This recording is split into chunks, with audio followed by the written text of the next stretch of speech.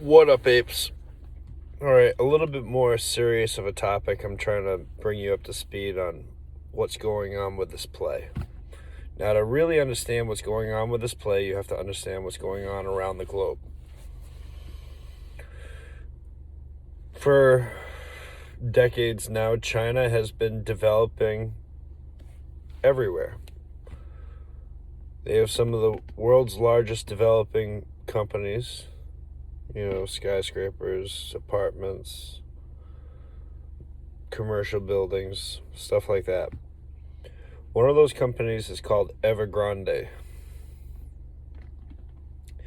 Evergrande pretty much just went out of business. Now, being a developer, they have the ability to leverage capital off the properties that they have. Now, they've had a problem that's been snowballing for quite some time, to the point where now they're going default. Now, they had bonds for leverage that were built off of these properties being sent out to different people, and people were acquiring these bonds. Some of those people that were doing that were the security companies that hold the short positions against us.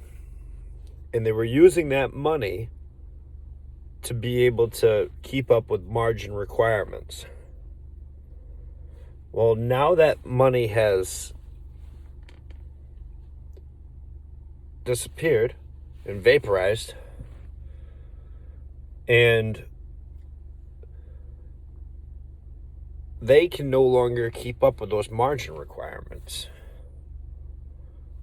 So you understand, in another video I explained to you the pressures of buying and selling, holding, and what it does to the market.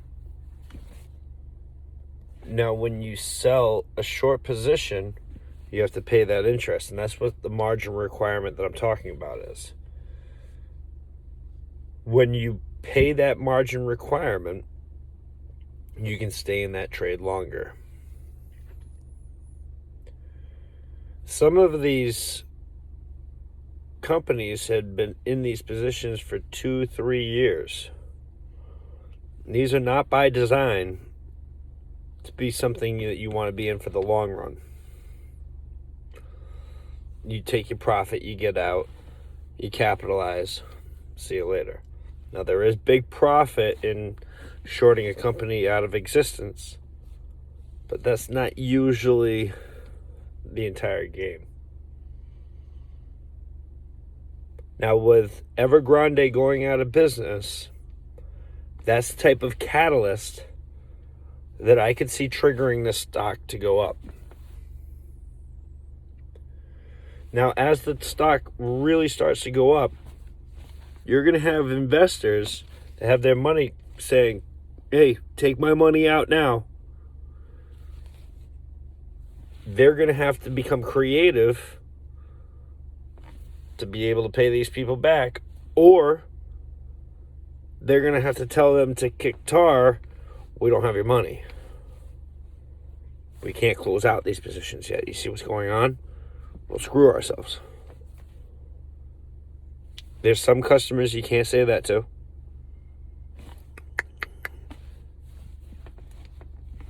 Fuck you, pay me. Get what I'm saying? You'll be at the door. Can't say that to some people.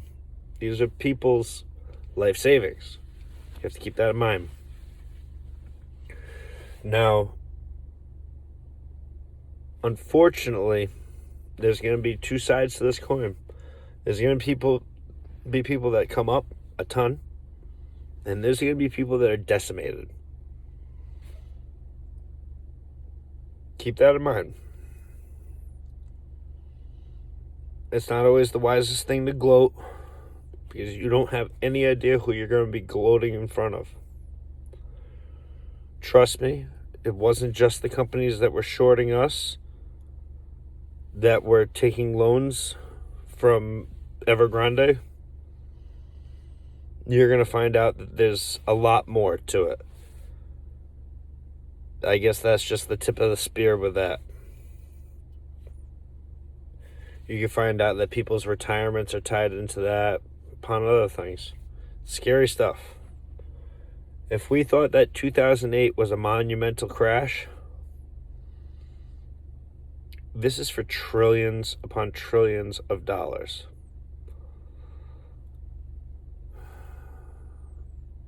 Kind of scary stuff. So, let's be wise about our positions. Let's know what's going on. The information's out there. But what we know is they've been paying, they've been bleeding out. How much longer can they do that? We don't know. We can't see the inside of their wallet, and we don't know what their ego says they're willing to do. It doesn't cost us a thing to buy and hold. But for them not to close those positions, it's bleeding them out. So who's not fundamentally sound? I hope you understand what I'm trying to get across to you. There's a catalyst on the other side of the Pacific that is going to reflect a disaster for a long time. You're going to find out that a lot of your stocks and securities are tied into this. And there's not a thing that we can do about it. As we rise up with our short squeeze, there's going to be a lot of opportunity to ride up a lot of these stocks that we've seen go up tenfold in the past couple of years. So keep that in mind. This is not the last play. Let's be wise. Let's make a ton of money. Remember, this isn't financial advice.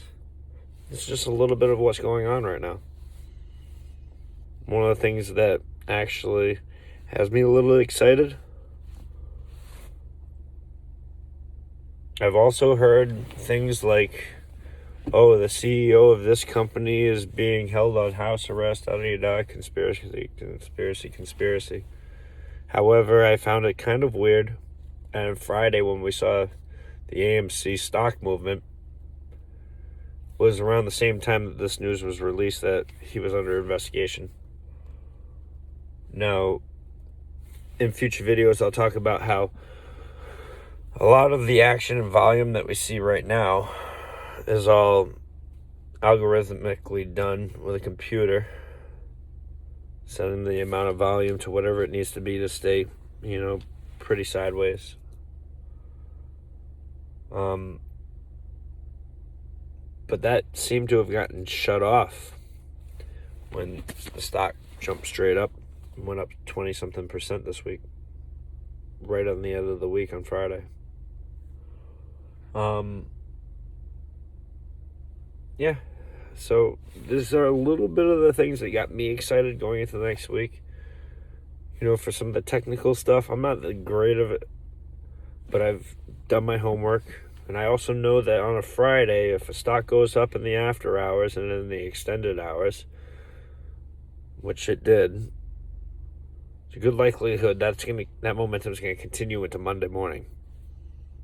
So we could have an exciting Monday. All right, apes. Signing out.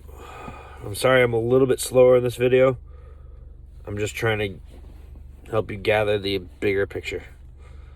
That's one of the catalysts. Next catalyst will be the disintegrating hedge funds. Later.